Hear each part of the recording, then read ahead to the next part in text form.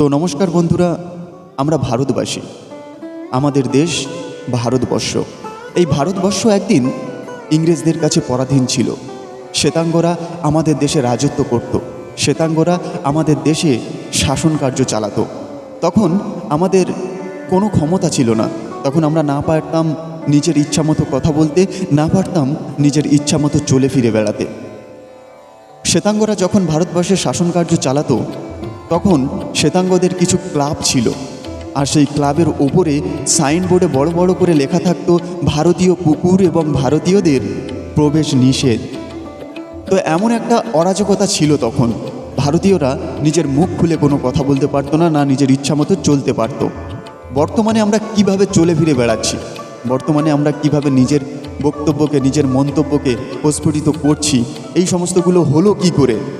যখন শ্বেতাঙ্গদের শাসন কার্য আমাদেরকে পুরোপুরি দমিয়ে রেখেছিল, আমাদেরকে মাথা উঁচু করে দাঁড়াতে দেয়নি, তখন ভারতবর্ষের বুকে জন্ম নিয়েছিল কিছু মহামানব, কিছু বীর মানুষ, যাদের মধ্যে নেতাজি সুভাষচন্দ্র বসু, বিনয় বাদল, দীনেশ ক্ষুদিরাম, মহাত্মা গান্ধী, এই সমস্ত নামগুলো স্মরণীয়। তো বর্তমানে আমরা আমাদের গ্রামে বা বিভিন্ন পাড়ায় পাড়ায় অনুষ্ঠান হতে দেখি, আর সেই অনুষ্ঠানে ভগবান শ্রীকৃষ্ণকে নিয়ে অনেক নীলা হয়, ভগবান শ্রীকৃষ্ণকে নিয়ে অনেক আলোচনা করা হয়। তো কথায় আছে, বিপদে যে পাশে দাঁড়ায় সেই ভগবান। ভগবান আমাদের জন্য কি করছে সেটা আমরা কখনো চোখে দেখিনি, কিন্তু বিপদে পাশে দাঁড়িয়েছে কে? এই সমস্ত মহামানবগুলো।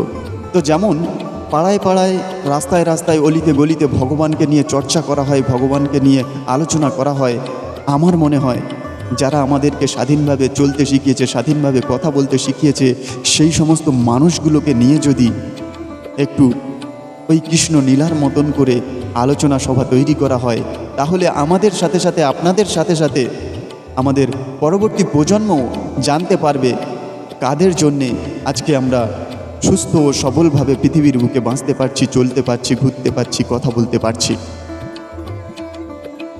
ভগবান যেমন আমাদের জন্য অনেক কিছু করেন, তেমনি এই মানুষগুলোও কিন্তু আমাদের জন্য অনেক কিছু করে গেছেন। তাই আপনাদের কাছে আমার বিনীত নিবেদন, এই মানুষগুলোকে কখনো ভুলে যাবেন না।